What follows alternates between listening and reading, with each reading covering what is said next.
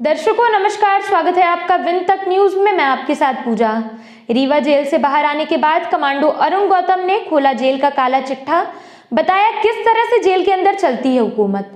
खबर रीवा जिले से आ रही है, जहां सेना के रिटायर्ड जवान समाज सेवी कमांडो अरुण गौतम ने रीवा जेल के अधिकारियों पर गंभीर आरोप लगाए हैं।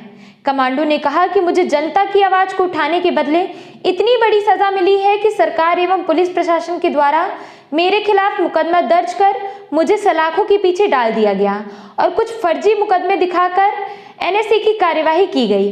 जेल जाने के बाद मैंने वहां का तांडव देखा।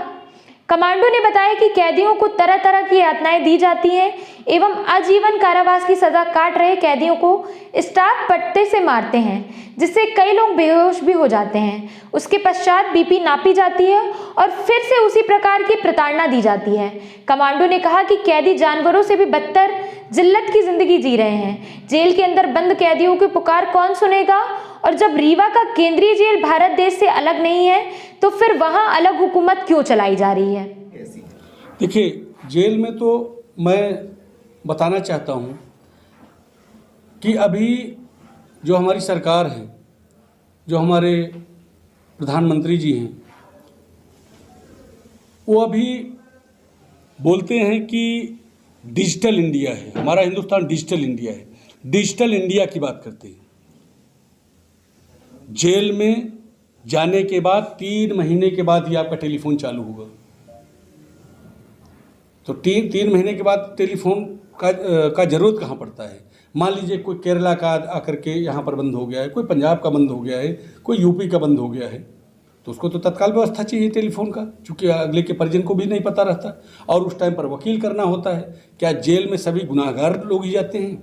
मैं आपको बताना चाहता हूँ कि 70% व्यक्ति निर्दोष जेल में बंद है।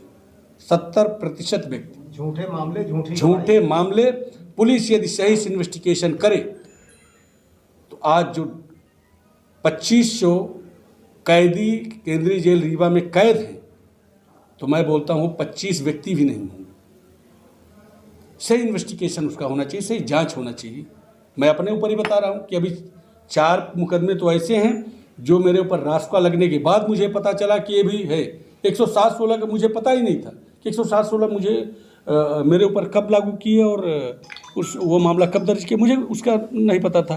तो यहाँ पर मैं कैदियों से बात करता था, हवालाती जो विचाराधीन बंदी थे उनसे भी मैं बात करता था। वो सारा यही सब समस्या बताते थे कि ये सबसे बड़ा समस्या यही है कि कोई इन्वेस्टिगेशन नहीं हुआ और हमारे को उठा करके जेल में बंद कर दिया। उत्तर विधानसभा में आप जैसे सामाजिक कार्य कर रहे थे तो जेल के अंदर की व्यवस्थाएं मैं अभी बताना चाहता हूं कि केंद्रीय जेल रीवा का रहने का जो आपका हवालाती और कैदी हैं, उनका कैपेसिटी 716 का है और वहां पर रह रहे हैं 2500 बंदे। 2500 हवालाती और कैदी दोनों मिलाकर के 2500 लोग रह रहे हैं वहां पर। तो आप बताइए, मैंने तो सुना था और देखा भी था कि एक बिस्तर में 2 आदमी तो सो सकते हैं, अच्छी बात है, मैं भी देखा था। लेकिन एक बिस्तर में 4 आदमी सोते हैं केंद्रीय जेल रीवा में, मैंने देखा है। अब आप सोचिए कि जब एक बिस्तर में 4 आदमी सोएंगे तो क्या इंसान की भांति सोएंगे? क्या वो जानवर की भांति सोएंगे कि एक निर्जीव वस्तु ईंटे की भांति उनको जोड़ दिया जाता है? सच्चाई यही है कि उनको ईंटे की तरह ऐसे करके बिल्कुल एकदम लिटाते हैं और यदि उसको रात को कहीं टॉयलेट जाना हुआ तो बेचारा टॉयलेट तक नहीं जा पाता। इसलिए नहीं जा पाता कि जब वो टॉयलेट करके वापस लौटेगा तो उसको जगह लेटने के लिए नहीं मिलेगी। इसमें आप किसकी लापरवाही मानते हैं, यहाँ रीवा जेल की शासन की? अब इसमें तो हम शासन प्रशासन दोनों का हम अगर हमारे नज़रिए से आप देखेंगे तो मैं बोलूँगा दोनों का दोष है। आप कोरोना काल की बात करते हैं कि कोरोना प्रोटोकॉल का पालन करिए। कोरोना प्रोटोकॉल का पालन सिर्फ क्या जो व्यक्ति बाहर रह रहे हैं उनके लिए है?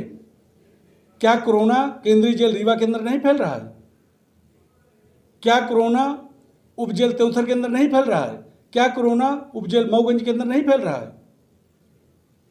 जब 4 आदमी एक बिस्तर में सोएंगे, एक यानी जो नीचे का जमीन होगा, आपको यहाँ से जेल भेज दिया गया, वहाँ पर आप आमद लेते जा रहे हो और एक भूसे की भांति एक कमरा में बंद कर दिए।